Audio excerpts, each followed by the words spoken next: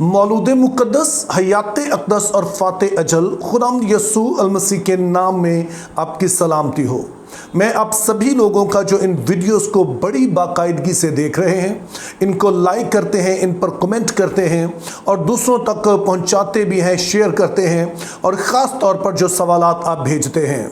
तो आज का सवाल भी हमारे मुख्तलिफ बहन भाइयों ने भेजा है, लेकिन सिर्फ दो के मेरे पास नाम मौजूद हैं। ये हमारी एक बहन है जो कराची में होती है, इनका नाम सबीना है, और दूसरे हमारे एक भाई हैं जिनका नाम शहबाज यूसुफ है, ये भी कराची से हैं। इन्होंने पूछा है कि जब बाइबल मुक़द्दस ये फरमाती है कि औरतें कलीसिया के मजमा में खामोश रहें, तो इससे क्या मुराद है। वैसे तो ये एक ऐसा हवाला है कि जिस पर सदियों से बहस जारी है और उलमा के दरमियान मुकम्मल तौर पर इत्फाक राय नहीं पाया जाता है। और फिर जो हमारे प्रोग्राम का फॉर्मेट है कि हमने 8-10 मिनट में इसे पूरा करना है, तो वो भी कोई आसान काम नहीं है, क्योंकि ये एक वाहिद सवाल नहीं है, बल्कि इससे रिलेटेड और कई तरह के सवालात हैं जिनका हमें जवाब देना होगा। लेकिन हम अपने प्रोग्राम को फॉर्मेट को जहन में रखते हुए सिर्फ एक ही बात पर गौर करेंगे कि जब मुक़द्दस पौलुस फरमाते हैं कि औरतें कलीसिया के मजमा में खामोश रहें, तो इससे क्या मुराद है। अब पौलुस रसूल के ये अल्फाज हमें दो खतूत में मिलते हैं, यानी ग्रंथियों के नाम पौलुस रसूल का पहला खत, उसका 14वां बाब और उसकी 34 आयत में, और फिर पहला तिमोथियस उसका 2रा बाब और उसकी 11वीं आयत। तो आइए सबसे पहले हम ये देख लेते हैं कि पौलुस का यहाँ पर क्या मतलब नहीं है। तो उसके लिए आइए हम ग्रंथियों के नाम पौलुस रसूल का पहला खत का 11वां बाब और उसकी 5वीं आयत में कुछ यूँ लिखा है, और जो औरत बेसर ढके दुआ या नबूवत करती है, वो अपने सर को बेहुरमत करती है, क्योंकि वो सर मुंडी के बराबर है। अब यहाँ पर आपके जहन में रहे कि ये वही खत है जिसमें हमने पहले पढ़ा कि मुक़द्दस पौलुस कहते हैं कि औरतें कलीसिया के मजमा में खामोश रहें, लेकिन फिर इसी खत में पौलुस रसूल ये फरमा रहे हैं कि जब औरत दुआ करे या नबूवत करे, यानी जब आम इबादत हो रही हो और वहाँ सारे दुआ कर रहे हो और ख़वातीन भी कर रही हो और वो नबूवत कर रही हो, तो उन्होंने अपने सर को ढांपना है।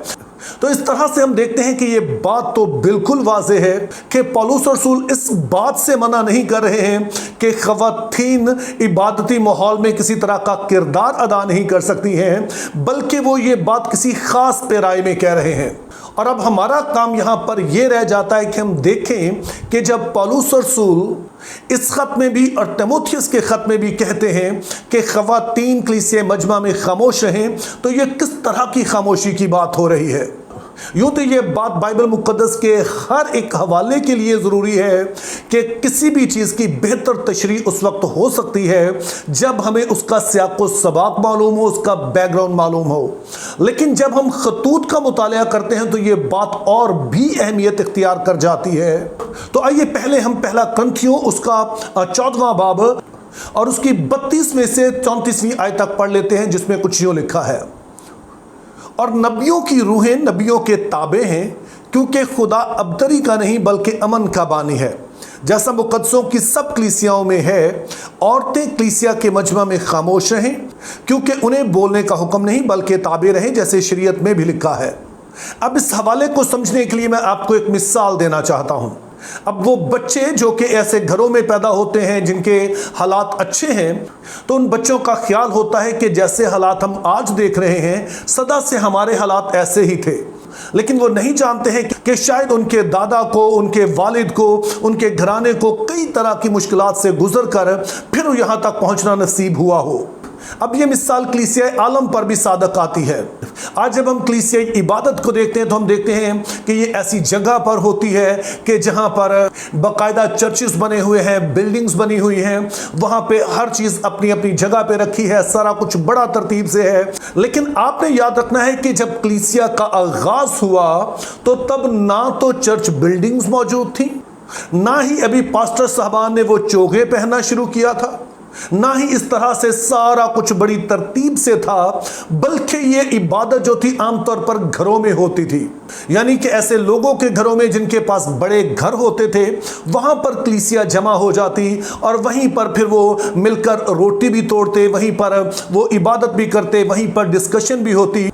और वहीं पर फिर कई तरह के सवालों जवाब भी होते और इस तरह से ये काफ़ी इनफॉर्मल किस्म का माहौल होता था। इसका मतलब यह है कि जैसे आज हम देखते हैं कि सब कुछ बड़ा फॉर्मल होता है, सारा कुछ बड़ी तरतीब से होता है, बड़ा ही एक लग्गा बंदा निज़ाम होता है, तो जब शुरू हुई कलीसिया तब ऐसा नहीं था। दरअसल करंथियों के नाम पौलुस रसूल का जो पहला खत है, इसका बड़ा हिस्सा इसी बात के हवाले से है कि जब पब्लिक वर्शिप होती है, जब लोग मिलकर इबादत करते हैं, तो किस तरह से इबादत होनी चाहिए। मिसाल के तौर पर हम 14वें बाब को लें तो यहां पर पौलुस रसूल कहते हैं कि जब गैर जुबाने लोग बोलते हैं तो चाहिए कि पहले एक बोले और जब वो बोले तो दूसरा शख्स उसका तर्जुमा कर सके। और इस तरह से अगर कोई नबूवत करना चाहे तो उसे पहले बोलने दें और बाकी लोग जो है वो बाद में बोले। और इसी पैराए में वो कहते हैं कि नबियों की रूहें नबियों के ताबे हैं, यानी कि ऐसा नहीं है कि जब खुदा उनसे कलाम करे तो वो अपने आप को कंट्रोल ही ना कर पाए, बल्कि वो पूरे अपने होशो हवास में होते हैं। और जब कोई दूसरा नबूवत कर रहा है या दुआ कर रहा है तो पहले उसे अपनी बात खत्म करने दे और फिर वो शख्स जिस पर खुदा ने कोई बात जाहिर की है वो उसको शेयर करे। और फिर इससे अगली आयत यानी 33वीं आयत में वो कहते हैं कि बाइबल का खुदा जो है वो सलीके का खुदा है, वो तरतीब का खुदा है, तो इसलिए सब बातें जो है वो तरतीब के साथ होनी चाहिए। अब इस बात को ज़हन में रख के अपने खवातीन वाला मामला भी समझना है। अब पौलुस कलीसिया से कह रहा है कि वो बारी बारी बोले, दीगर वो हदायत दे रहा है, लेकिन सूरत हाल कुछ और भी दिलचस्प हो जाती कि जब खवातीन भी बोलना शुरू कर देती और ख़ास तौर पर अगर कोई तालीम दे रहा है तो उसमें वो कई तरह के सवाल भी करती, कई दफ़ा उन बातों की नफ़ी भी करती, चूँकि कई दफ़ा तो उनका इल्म उतना नहीं होता था जितना मर्दों का होता था, चूँकि ये वो सोसाइटी थी कि जब मर्द तो बाहर निकलते थे, कई तरह का उनके पास मौके थे वो इल्म हासिल करे, लेकिन खवातीन आमतौर पर घरेलू खवातीन होती थी। तो इस तरह से कई तरह की बातें होती जिसकी वजह से इबादत का पूरा माहौल डिस्टर्ब हो जाता। तो इसलिए पौलुस रसूल हुक्म देते हैं कि खवातीन को चाहिए कि वो कलीसिया मजमा में खामोश रहें और अगर उनके कुछ सवालात हैं तो वो अपने घरों में जाकर अपने शौहर से पूछें, जिसके पीछे पौलुस की ये सोच है कि मर्द हजरात चूंकि इनके पास ज्यादा मौके हैं कि वो सीख सकें, तो वो अपनी खवातीन को इन बातों के बारे में बेहतर बयान कर सकेंगे और इस तरह से कलीसिया का माहौल भी खराब नहीं होगा।